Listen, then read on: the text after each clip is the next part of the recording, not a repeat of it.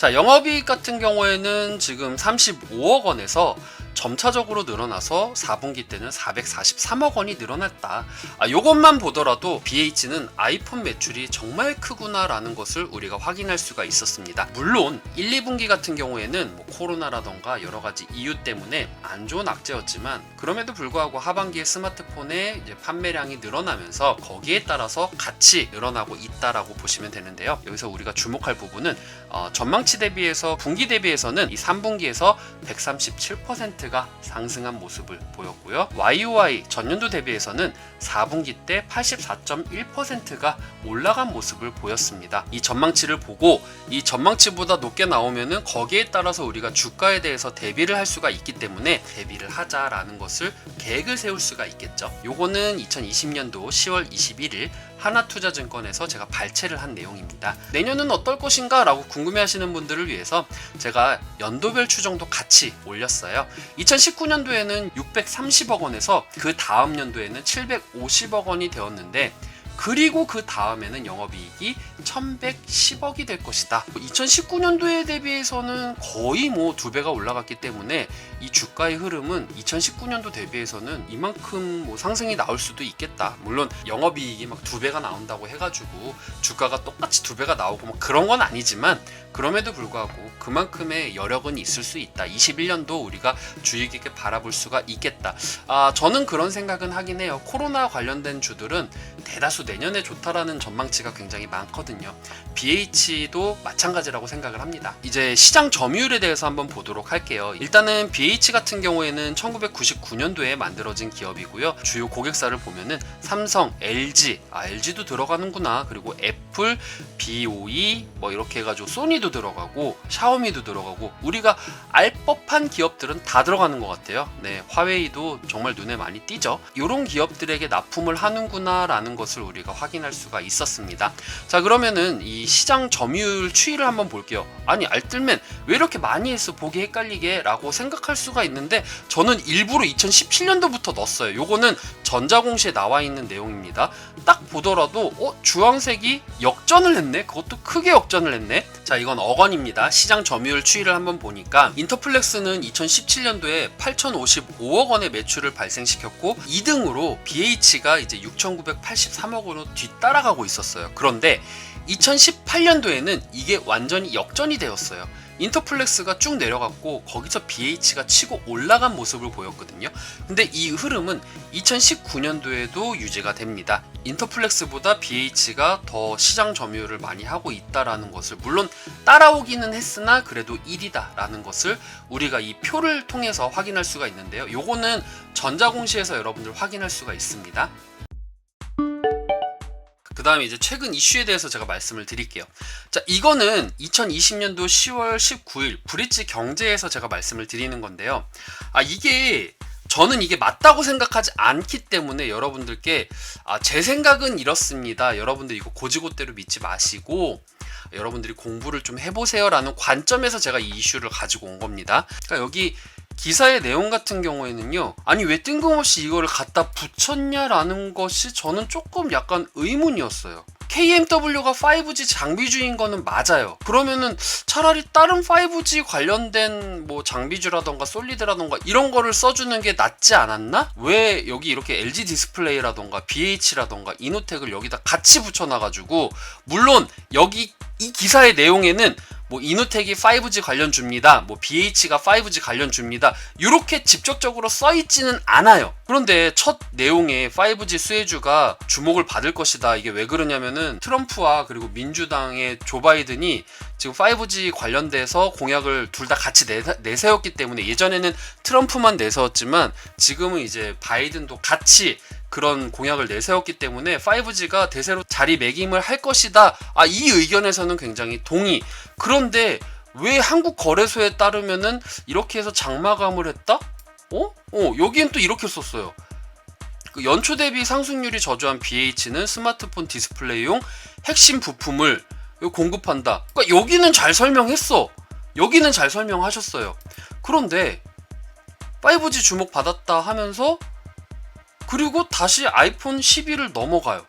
그러니까 이 구분을 안 해놓고 이걸 같이 묶으니까 못 모르고 보시는 분들은 아, BH가 5G 관련주구나 라고 할 수, 물론 관련주는 관련주인데 5G 장비주는 아니라고 생각하거든요, 저는. 물론 예를 들어서 제가 나중에 뭐 KMW라던가 솔리드에 FP12를 납품을 한다라고 하면 관련주가 될 수도 있어요. 그런데 지금 현재는 모바일에 치중이 되어 있기 때문에 지금 여기 보시면은요, 설령 기타에 혹시라도 진짜 만에 하나라도 4분기 때 만약 계약해가지고 바로 뽑아내고 이런 이슈가 있어서 뭐 5G 장비주에 만약에 예를 들어서 FP12가 들어간다 하더라도 이 기타에 대한 매출 비중이 거의 극소수기 때문에 이걸 가지고 5G 장비주라고 보기에는 되게 어렵다라고 얘기를 하고 싶어요. 5G 장비를 만드는 회사가 그런 모멘텀이 있다라고 하면 이해는 하겠는데, FP12 만드는 회사가 부품을 납품해야 되는 입장에서 지금 BH가 OLED주라고는 하진 않잖아요. OLED 관련된 FP12를 만들긴 하지만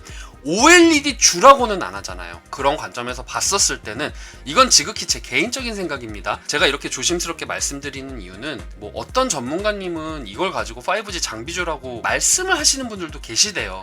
그러니까 저는 어쨌든 주식 초보잖아요. 제가 주식 초보고 전문가도 아닌데 당신의 의견은 틀리다라고 제가 저격할 자격도 없고요. 내 말이 옳아요라고 주장하는 것도 아니에요. 제가 말씀드리는 거는 저의 생각은 이렇습니다. 그러니까 여러분들께서도 이 기사를 보시고 LG 디스플레이랑 BH 그리고 이노텍이 5G 관련주구나 라고 곧대로 믿지 마시고 여러분들도 한번 의심을 하신 다음에 여기와 관련된 하다못해서 전자공시 있잖아요.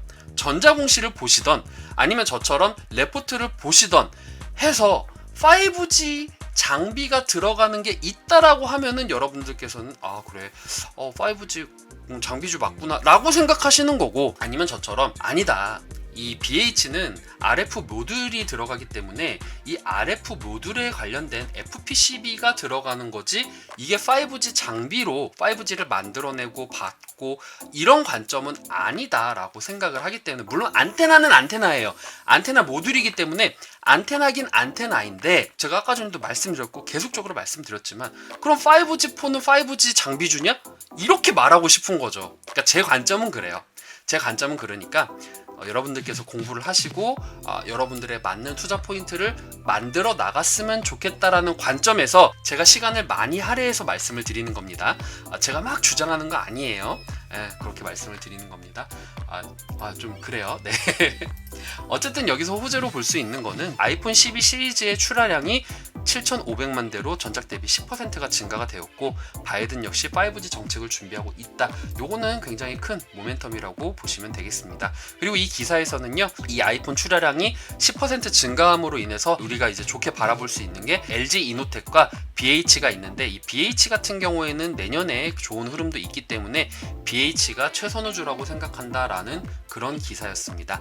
자, 그 다음에 이제 요건 NH투자증권이에요. 제가 여러분들께 지금 레포트가 몇 개 나왔습니다, 몇 개 나왔습니다 라고 말씀을 드리는 거는 환경 컨센서스를 보고 레포트를 토대로 해서 말씀을 드리는데, 안타깝게도 여기 NH투자증권은 없더라고요. NH투자에 리포트는 없기 때문에 NH에 가입을 하고 이래야 되는데, 해외 주식에 대해서 수수료 무료 이벤트가 있으면 그때 신규 가입을 하기 위해서 제가 함부로 가입은 안 하는 편이거든요.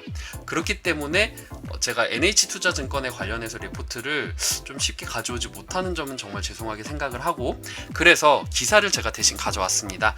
여기를 보면은요, 2020년도 9월 15일 창간 뉴시즈 기사에서 발췌를 한 내용인데요. 5G 안테나 케이블의 FP12 매출이 증가가 될 것이다 라는 것을 보고 20년도에는 많을 거야 라고 얘기를 했는데, 전반적으로 보면은 이거밖에 안 돼요. 그러니까 10억 원이라고 하면은 233억 원이 되겠죠. 그런데 22년도를 보니까 이 안테나 관련해서는 2592억, 이게 몇 배야?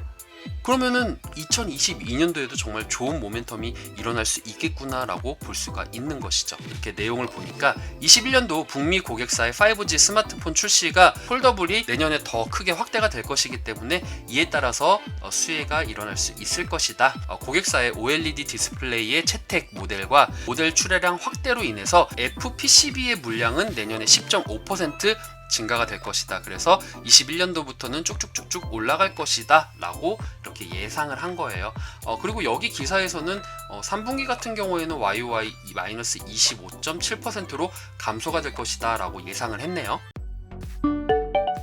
자, 그래서 개인적인 소견에 대해서 말씀을 드리도록 하겠습니다. 자, 먼저 첫 번째로 아이폰의 하반기 시즌을 봐야 된다. 왜냐면은 아이폰의 매출에 따라서 아이폰이 하반기에 특수성을 가지고 있기 때문에 그에 따라서 BH도 굉장히 주가에 큰 흐름을 보였기 때문에 우리가 아이폰의 판매량이라던가 이런 것도 같이 유심 있게 봐야 된다. 물론 정말 호재라고 할 수 있는 거는 아이폰이 이제 출시되고 나서 1분 만에 완판이 되었다는 그런 기사들도 제가 봤습니다. 이런 걸로 봤었을 때는 우리가 정말 좋은 흐름이 갈 수가 있겠구나 라고 생각을 할 수가 있는 거고요. 내년에 5G RF 모듈, 아까 전에 그 기사에 따르면 22년도까지 볼 수 있다라고 하죠. 그 다음에 OLED라던가 전기차라던가 이런 거에 관련되어 있는 FPCB에 신사업이 만약에 들어가게 된다라고 하면은 여기에 따라서도 모멘텀이 들어갈 수 있기 때문에 우리가 주목을 해야 된다. 계속적으로 공시라던가 레포트라던가 이런 것들을 계속적으로 보면서 우리가 대비를 해야 되겠다. 그 다음에 국내 모바일 시장을 봐야 된다. 물론 아이폰을 보는 것도 좋지만 지금 국내 모바일 시장이 회복이 되고 있기 때문에 이에 따라서도 주가의 모멘텀이 일어나고 있잖아요. 그렇기 때문에 우리가 모멘텀을 봤었을 때는 국내 모바일 시장도 같이 봐야 된다라고 생각을 하고 싶습니다. 모바일 시장이 회복이 될수록 같이 회복이 되는 기업이기 때문이죠. 왜냐? 모바일 스마트폰의 매출 비중이 굉장히 크기 때문에. 북미 시장에서 우리가 모멘텀으로 체크해야 될 거 바로 이 OLED와 그리고 전기차입니다. 물론 5G 모듈도 봐야 돼요. 그런데 지금 우리가 북미 시장에서 유익 있게 보는 거는 OLED 지난 년도 굉장히 안 좋았어. 상반기도 안 좋았어. 근데 하반기부터 좋아질 거고 내년엔 더 좋아질 거래. OLED 관련해서. 그런데 OLED가 지금 다른 기술을 접목할 수도 있기 때문에 요거는 체크를 해봐야 된다. 그리고 전기차 같은 경우에도 무작정 좋다고 하지 말고 지금 나와 있는 전기차 계약만 가지고는 이 수익에 차지하는 비율이 그렇게 높지가 않아요.